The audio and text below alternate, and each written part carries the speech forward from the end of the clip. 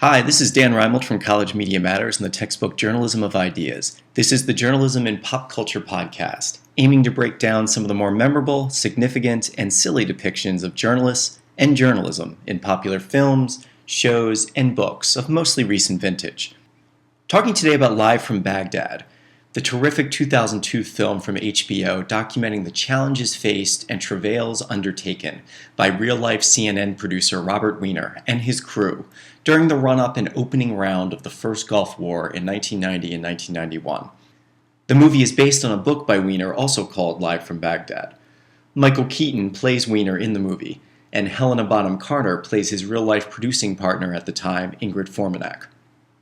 Both the book and the film provide a first-hand glimpse at the journey of a small CNN production team and a rotating cast of on-air reporting talent who are sent to Baghdad in the early 90s to cover the impending military showdown between Iraqi leader Saddam Hussein and U.S. President George H.W. Bush after Iraq's invasion of neighboring Kuwait. The on-screen drama, and some comedy, focuses on how the crew adapts to life in Baghdad while also trying to scoop their competitors, including from the biggie networks ABC, NBC, and CBS, and to simply report the news amid a myriad of military restrictions, cultural confusions, and of course among a group of people mostly hostile to the US.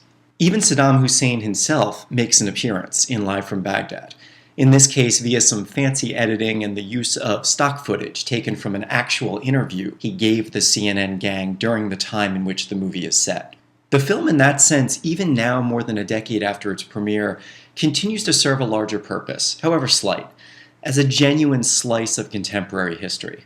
It provides a dramatized but still fascinating recreation of life inside Baghdad, from the perspectives of some of the only Americans actually allowed in during that immediate pre-Gulf War era.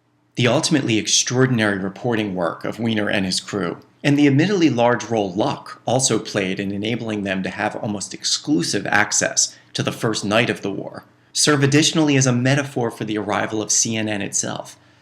Prior to that point, it was definitely still a fledgling, B-list, even C-list network. It seems almost crazy now to think about, but the notion of 24-hour anything, including news, was seen as odd at best and repugnant at worst to some of the media establishment and many viewers. As a competitor in Baghdad is shown on screen during the film at one point, asking Wiener mockingly, referring to elevator music, quote, CNN, is it news or is it Muzak? What Live from Baghdad is, by comparison, is a wonderful film, one that is also chock full of some really interesting ethical issues, hopefully a few worthy of some discussion or debate. So does Saddam Hussein deserve airtime? And if so, how and how much should the Iraqi leader be featured? And should he have the chance to state his case and air his views to the American people mostly unedited, or at least uninterrupted, in an extended interview format? These were some of the questions that formed the heart of one of the main journalism ethics issues raised by the film. And the back and forth surrounding a potential interview with Saddam also serves as one of the most recurring plot points featured on screen. Now, of course, on the one hand, there is no doubt the Iraqi leader is a big A-list get, as they say in certain parts of the business. In the drama that is the Gulf War, he is obviously a star, even if he's portraying the villain in the eyes of most. More seriously, he is potentially the reason some U.S. soldiers' lives will be lost, and some segments of the American public may be quite eager to attach a face and human identity to a name they keep hearing and reading about as simply the enemy. But will putting him on the air overly humanize him, or even make some people feel sympathy, or enough confusion that it might cloud the war effort in a possibly detrimental way? Will it simply glamorize him, or even canonize him in a sense, bringing him even more power or influence in the Middle East, or among those who are sympathetic to his cause, or who simply hate the US? And is it also maybe just wrong to act as a mouthpiece for someone whose views may be quite warped, and a guy who has clearly done some pretty dastardly and deadly things in his past to rise to his position of power? After all, airtime, as they say, is oxygen. So by letting him breathe so much of it in, Especially in an exclusive interview or maybe 60-minute style feature, are you asserting, however indirectly, that you believe he is important and deserves to be heard? And does that give him a stature of sorts or a sense of purpose, or even elevate him to the same level as our president? After all, he's sitting down in the same serious setting on the same set and with the same esteemed anchor or interviewer as our president or other bigwigs might be doing. It's an important question, especially given that many might argue he does not belong there. Now, there's also basic fairness, of course. No doubt President Bush had nabbed tons of airtime on CNN in the months leading up to the war, along with, I'm sure, a slew of other U.S. military commanders and American-based talking heads. Doesn't the Iraqi side, including the voice at the very top, Saddam himself, deserve at least a smidgen of time to respond and ensure both sides are heard? In a related sense, though, there's the audience angle, especially important in the TV universe. Even if people need to see Saddam to ensure a well-rounded look at the war, is more than a few minutes going to repulse viewers, annoy them, make them want to change the channel? You could be the fairest outlet in the world, but if no one's watching, are you still making a difference? You see these questions and issues in play both overtly and more in between the lines throughout the movie. Weiner works extremely hard to nab a sit-down with Saddam, one he ultimately obtains featuring Saddam and CNN's leading anchor at the time, Bernard Shaw, who literally flies over to Baghdad to carry it out. They consider this important. There are fights surrounding it, however. One debate is over whether it should be an hour or a half hour, with a CNN bigwig in Atlanta telling Weiner at one point by phone, quote, "We're not handing Saddam unlimited access." And apparently it's part of their intervention there and the stating that we will only give Saddam a half hour, not a full hour, that leads CBS to get the initial interview with Saddam prior to CNN's sit-down. Dan Rather got that initial scoop.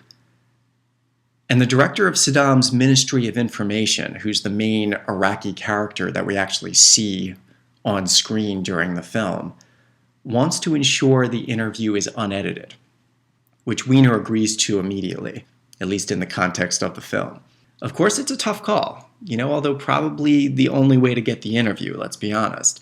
But, what if he starts stating crazy facts or hate speech or blatant anti-American propaganda? Should you still run all of it to maybe show his lunacy? Do you correct him afterwards? Maybe a little awkward. Or do you censor just the most vitriolic or ridiculous portions, which of course may ensure some people don't get upset or even violently angry, and might, ensure that you don't take away from the core of the rest of the interview, with now people only focusing on the fringe element or the one crazy statement. But at the same time, then you risk hiding some truths from people that they may need to know to get a well-rounded picture of this guy and the country that he is leading. And at the same time, by censoring, correcting, doing anything but airing an unedited interview, you may be offending the very leader who is allowing you to stay in his country. So all part of the ethical tightrope here. Okay, now there are also a number of elements of media manipulation and the cat and mouse game between the press and public relations laid out on screen. In the quickest hit sense, in a single scene, we see cameras rolling at one point on a group of Iraqis protesting the US and President Bush specifically outside the American embassy in Baghdad. The joke being that they apparently are not genuine protesters at all, but regular citizens rounded up by the Iraqi government to serve as actors of sorts, but only so that they can mug for the camera when the news crew is filming. An embassy official tells Weiner literally, quote, "They haul out a new group every day. Teachers' unions, so-called writers and poets. You stop shooting, they all go home." So is the media, and by extension the public, being played here? We're seeing images of supposedly angry Iraqis gathered on the streets to denounce the US. Yet if it's all for show, and possibly even government or military sponsored, how much real news value is there, if any? Should the media even be filming or showing these images? Or should they be attempting to get at the truth behind them and show how fake the protests actually are, or at least might be? Or is it maybe more complicated? Maybe the Iraqi people are angry, but are not used to Western customs of event staging and media maneuvering, meaning they are in need of the government to help them get airtime for their otherwise genuine sentiments. And to that end, just to dig about as deep as you can go here for the sake of discussion, what does it say about our news coverage that we tend to report only on the most organized, loudest, and easiest to report upon gatherings and protests versus maybe getting at larger truths? And what does it say that we often don't have the time or the impetus to look behind the machinations or motivations of the protests that we see to assess how genuine their aims or the people involved might be? On screen, Weiner barely gives any of these questions a second thought. He seems to recognize the lack of news value in respect to Iraqis simply being mad at the US and Bush, but his concerns are more centered on it being obvious and overdone, instead of it maybe being entirely or partially fake. Now let's also talk about a character named Bob Vinton for a moment. On screen, Bob Vinton is described as being part of an American contingent working in and around Baghdad. Not part of the media, not part of the military, part of a very small crew of private US employees. From what we gather on screen, mostly for the oil industry and various big businesses. So in the film, he is shown with this group of workers holed up at a location indefinitely. Are they being held hostage outright by the Iraqi military? Are they simply following a more informal warning to stay where they are? Let's just see how this all plays out. Are they there of their own free will? They've decided for their own protection, let's gather together, and maybe not a good idea to go traipsing around Baghdad right now. It's a difficult truth to nail down, and they don't explicitly say it in the film. But what's easy to see is that it's a good story. They are de facto hostages, whether of their own making or due to Saddam and the military. So the American public is going to be both curious about their well-being and intrigued by their unique living arrangements and restrictions. But does putting them on camera possibly place them in harm's way? Bob Vinton, the character, becomes the face of that quandary in Live from Baghdad as the CNN crew jokes, stalls, prods, and even distracts in order to get a short interview with him. Now, by showing his face, using his name, letting him share his thoughts, they're definitely providing him with a voice, giving him the right to speak to the world, or as many viewers as CNN has around the world, even if he is under lockdown. But at the same time, Weiner wrestles during parts of the movie with some doubts about whether they should have run the interview. Will it annoy or anger Saddam and the Iraqis, making them feel like it's an end run around their restrictions, and thus maybe making them feel like they now have to act and hold Vinton and the workers in worse conditions, or heck, even kill them? What if Vinton had said something unflattering or downright hostile towards Saddam or the country? Would that have prompted similar punishment? And what if Saddam had simply decided to use Vinton and the others being reported on as examples to show off the might of the Iraqi military, or to retaliate and cause harm to Bush in the run-up to the war, or during the war itself? Because they know at that point, well, at least a few people know who Vinton is. So by killing him, we get more of the powerful message out there about the fact that we mean business. And this guy's now just a pawn in this much larger game. So by giving Vinton a face and voice, you definitely give him power. But with that power comes recognition, and thus maybe retribution. So to that end, in a related ethics question, is it different dealing with a regular guy like Bob Vinton versus a high-level politician or other prominent figure who understands the media game? The CNN team asked Vinton to appear on camera, and he says yes, without a second thought, as we see it on screen. But it's partially because he may not understand the stakes involved, like a more high-powered, regularly appearing media player might understand, and might have been able to lay out some ground rules ahead of time. Should they have warned Vinton before the interview about what may happen, even if it might not be too likely. One guy nearby, who doesn't want the CNN crew capturing interviews with the workers, tells Weiner in that moment simply, quote, "You are nothing but a bunch of overpaid, bone-picking vultures. You tamper with people's lives. You put that good man's life in danger. How do you sleep at night?" Sleep aside, there's of course one last component worth bringing up here, and that's about getting at the truth. The interview with Vinton goes well on screen, but it's also blah, because he only says positive things about Iraq, the Iraqi people, and his current living arrangements. But do you really think the guy is going to say anything different? If I'm more or less being holed up in a country on the brink of war, one that has been identified as an enemy to the US, and without any real sense of what the future may hold for me, I'm not going to risk life and limb to say anything even remotely controversial or negative. So has CNN again been manipulated? Or even in this case, are they doing the manipulating? By capturing and broadcasting information they know is going to be at least somewhat canned and guarded, and presenting it as truth. Just something else to think about here. The second to last ethics flashpoint featured in the film is also probably the most explosive and complex. It involves the country of Kuwait, hospitals, and gossip about dead babies. During the run-up to the Gulf War, rumors ran rampant that Iraqis were wreaking havoc on Kuwaiti hospitals, even killing babies by taking them out of incubators. For those in need of a refresher, Kuwait is of course the country Iraq had invaded and essentially taken over, prompting the US to intercede, and suddenly the Gulf War was happening.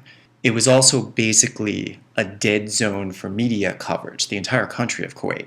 So at one point during the pre-war period, a Kuwaiti teenage girl told a congressional committee, quote, "While I was there, I saw the Iraqi soldiers come into the hospital with guns and go into the room where babies were in incubators. They took the babies out of the incubators, and left the babies on the cold floor to die." To be clear, this claim had tremendous resonance with government leaders and the American public, popping up again and again and again in media reports and political speeches as just one more concrete reason the brutal Iraqi regime of Saddam Hussein must be stopped cold. We can't let the babies die. With the benefit of hindsight, some dogged reporting, and some more reasoned thinking that was not blinded by the build-up to war, the story has been basically discredited. But back when Weiner and the CNN team were in Baghdad, it was still hot as a news item. So when the head of Iraq's Ministry of Information gives CNN the chance to head into Kuwait to look into the rumors themselves, they jump at the chance, as Weiner is shown on screen saying at the time, quote, "We're in Kuwait. You flip on the camera. It's news." Also as shown on screen, the problem was that the visit was highly choreographed. The Iraqis only gave them a chance to see inside 3 hospitals that they had already chosen in advance. They were only allowed to report on the incubator story specifically, nothing else happening in Kuwait. And the one Kuwaiti doctor who is being interviewed on screen seems to represent all that's wrong with the report. He's incredibly nervous, literally visibly, spouting only positive things about Iraq, discrediting the rumors, and seeming like he wants to be anywhere else. Then an even bigger bombshell breaks when the CNN team learns on the way back to Baghdad that reports have already surfaced about their visit, saying that they, CNN, have apparently already confirmed that all these baby-killing rumors are false. So suddenly, they have become the story, one that they haven't even reported yet. It's clear that they've been used by the Ministry of Information. We'll send a team in under our control the message, and then release what we want to the world before the crew has a chance to tell the story themselves. The related ethical questions here are twofold. First, what do you do with the original story you've captured? Do you simply run it as is, even amid concerns it may be about as canned and pre-planned as an Olympic opening and closing ceremony? Do you report on your reporting? In this case, pulling back the curtain and sharing with viewers how ridiculously staged the whole shebang appeared to be? Or do you simply spike the story? In this case, in recognition of the fact that you weren't able to really freely report, and thus are not providing anything of real value. There's also a larger notion here that's worthy of discussion of what ground rules should be allowed while reporting. Going beyond simply the specific case here with CNN and this incubator story, in the best case scenario, a journalist should always be free to go where they please, talk to who they want, report on whatever they want. But in reality, there are always restrictions. Even just to use the example of the college sphere, a reporter from off campus cannot simply enter a dorm anytime he or she wishes, or go and sit in at a college class without permission so that they can start reporting. A student athlete may not be able to speak or even tweet on the record to a reporter without permission first from the athletic director. And an inside scoop that maybe you've been promised about a new fundraising campaign at the school may have to be tabled until the night before the college is holding its own announcement. They want the maximum press, and so if you want the scoop and access to all the inside sources and information, you have to play by those rules. Are these types of ground rules okay? Where should the lines be drawn? And how much are you willing to give up in order to get a story, or even more, to grab an exclusive story? In this case, the CNN team decided, really without question, before they went in to report, that they're giving us a chance at Kuwait. We're going to jump on this story, even with some of these ground rules that they've laid out that I believe ultimately proved to be the undoing of the story's value. Now, the second ethical question with this on-screen scenario is, of course, becoming the story. So they're deluged for comment by their competitors in Baghdad when they arrive back from Kuwait. As a press outlet, you obviously fight for access. You're convincing, cajoling people to open up and, fighting in a larger sense for freedom of speech and the free flow of information, all that good stuff. Is it wrong then, either in a metaphorical sense or literally, to shut down or say no comment when you are suddenly in the spotlight yourself? And something else I've always wondered when watching the film, should that have been the end of Weiner's run in the country? With CNN making headlines instead of reporting on them at that point, is his objectivity too under fire or his identity too exposed that he might overshadow CNN's journalistic efforts going forward? My guess, of course, is that the money and arrangements needed to make a switch, given where he was at that point, and the fact that producers are some of the most under-the-radar players in the news game, spared him from being airlifted out of there. But it does link to the larger notion of when should an editor or other news leader resign entirely or step away from a particular story or series as a show of good faith to the public, or to ensure an outlet can move out from under a cloud of controversy or scrutiny. It does seem to be the method of rehabilitation favored by some newsrooms when certain ethical conflagrations simply flare up and get too hot. I often think of the Jason Blair scandal at the New York Times that ultimately led to the undoing of some of their top editors, even though most likely most of them were not involved directly in any way in allowing his unethical behavior to go forward within the newsroom. But it was simply seen that we need to clean house for the better good. I also think that it can go the opposite way. I think that some editors can be too quick to resign, thinking that that's the only way that an outlet can move forward, when in most cases maybe the public would be willing to either forgive or over time forget, how angry or how hurt they are in a particular moment. Now, ultimately, in CNN's case, Weiner remained on the story and ended up making history for their first night reporting on the war, and ultimately the team did run the story on the Kuwaiti incubator rumors, seemingly motivated by the attention they knew it would get, more than any sense of ethical righteousness. They figured it's going to be a good story still. But the fears that they may have been used by the Iraqi Ministry of Information definitely linger. CNN's president is shown on screen asking Weiner at one point, quote, "I've got only one question. Why were we the ones the Iraqis chose for the Kuwait story?" I'm sure in that moment, and for many months to come, Weiner was asking himself that same question. And finally, the bombs start falling. The Gulf War begins with an all-out aerial assault, the American military unleashing a heavy bombing campaign in and around Baghdad.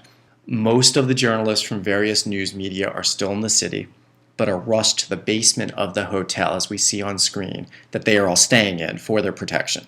CNN has an interesting advantage, however. A communications device they recently acquired enables them to report to the network's home base in Atlanta. Think of it like a very high-powered walkie-talkie or a very early model cell phone. By being able to report to Atlanta, they are also able to be put on the air and thus heard around the world. Coupled with a camera that they have directed out of a hotel window that is capturing the bursts and bright flashes of the bombs and Iraqi anti-aircraft fire, the crew has all the equipment they need to report in real time on the opening night of the war. No other news crew has that communications device at their disposal. This enabled CNN to provide coverage all night that the biggie networks constantly referred to and literally cut to during their coverage. It more or less heralded CNN's arrival on the news scene. I remember being a kid myself watching the channel that night. It was just a dark sky that was being shown on the screen with constant green flashes and the voices of several CNNers, including Bernard Shaw, John Holloman, and Peter Arnett, as I remember it.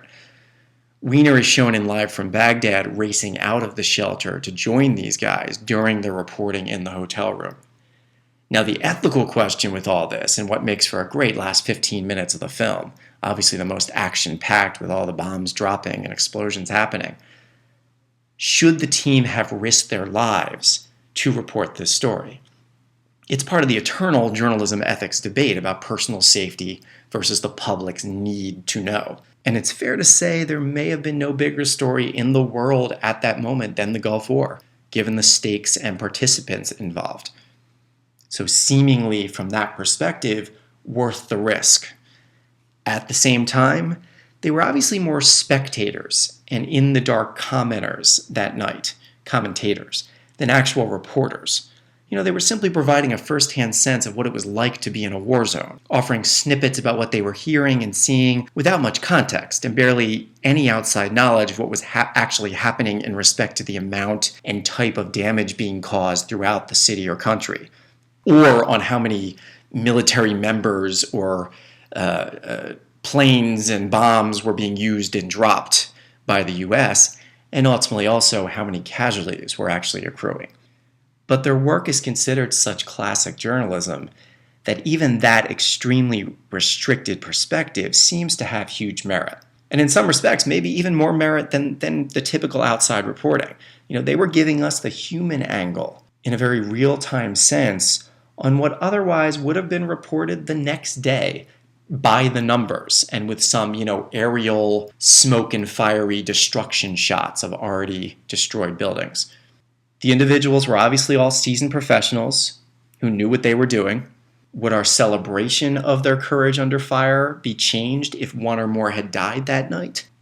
Would suddenly Weiner be viewed as a terrible producer, unable to protect his employees rather than, as part of this heroic team that he was leading?